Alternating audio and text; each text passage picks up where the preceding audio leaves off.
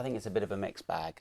I think some of the bits of the policy around tightening the number of times you can appeal, very good.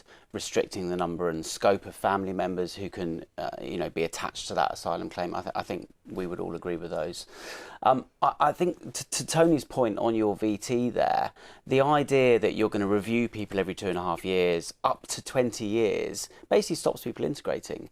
What's the point in learning the language, going to school, getting educated, getting a job, doing any of that if in a year's time the rug could be pulled out from under your feet? So I don't think that's going to actually achieve what the government wants it to do. Like, it's trying to get tough to make Britain less attractive. But the reason Britain's attractive is because of English, because of it's quite easy to disappear into the labour market. That's a problem they're not tackling.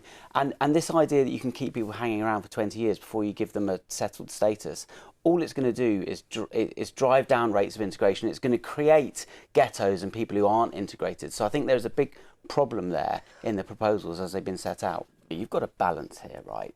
And Reform at Kent County Council have just found this out.